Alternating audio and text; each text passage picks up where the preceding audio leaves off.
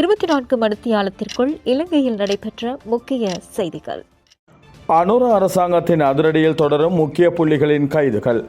ஹம்பாந்தோட்டை நீதவான் நீதிமன்றத்தில் விசாரிக்கப்பட்ட வழக்கில் ஆஜராக தவறியதற்காக நாடாளுமன்ற உறுப்பினர் நாமல் ராஜபக்சவை கைது செய்ய நீதிமன்றத்தால் பிடியாணை பிறப்பிக்கப்பட்டுள்ளது. ஓய்வு பெற்ற முன்னாள் கடற்படை தளபதி அட்மிரல் நிஷாந்த உலுகேதன் கைது.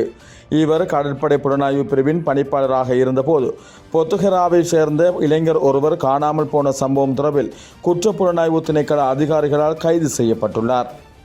புலனாய்வு தகவல்கள் கிடைத்திருந்தும் உயிர்த்த ஞாயிறு தின பயங்கரவாத தாக்குதலை தடுக்க தவறியமை தொடர்பில் குற்றஞ்சாட்டப்பட்டுள்ள முன்னாள் பாதுகாப்பு செயலாளர் ஹேமஸ்ரீ பெர்னாண்டோ மற்றும் முன்னாள் பொலிஸ்மா அதிபர் பூஜித் ஜெயசுந்தர ஆகியோருக்கு எதிராக தாக்கல் செய்யப்பட்ட வழக்கை செப்டம்பர் 18 மீண்டும் விசாரணைக்கு எடுத்துக்கொள்ள கொழும்பு மேல் நீதிமன்றத்தில் 3 அடங்கிய நீதிபதிகள் அமர்வு உத்தரவிட்டுள்ளது. இன்று முதல் மேல் மாகாணத்தில் கோ பே செயலி மூலம் போக்குவரத்து அபராதம் செலுத்தும் முறைமை நடைமுறைப்படுத்தப்பட்டது.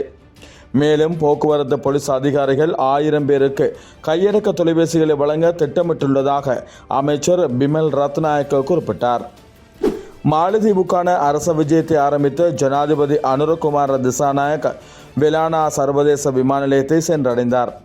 மாலத்தீவின் தேசிய பாதுகாப்பு படையின் மரியாதைக்கு மத்தியில் ஜனாதிபதியை அந்நாட்டு ஜனாதிபதி கலாநிதி முகமது மொய்சு வரவேற்றார். பொரளை பொது மயானத்தில் இடம்பெற்ற விபத்தில் கைது செய்யப்பட்ட மரங்களை ஏற்றிச் சென்ற வாகனத்தின் சாரதி கஞ்சா பாவித்திருந்தமை தெரிய வந்துள்ளது. இந்த விபத்தில் 62 வயதுடைய ஒருவர் உயிரிழந்துள்ளதுடன் 4 பேர் காயமடைந்து தற்பொழுது கொழும்பு தேசிய மருத்துவமனையில் சிகிச்சை பெற்று வருவதாக காவல்துறையினர் தெரிவிக்கின்றனர். ஊவா மாகாணத்தின் பிரதம செயலாளராக திருமதி BAG பெர்னாண்டோவை உடனடியாக அமலுக்கு வரும் வகையில் ஜனாதிபதி அனுரகுமார திசாநாயக்க நியமித்துள்ளார்.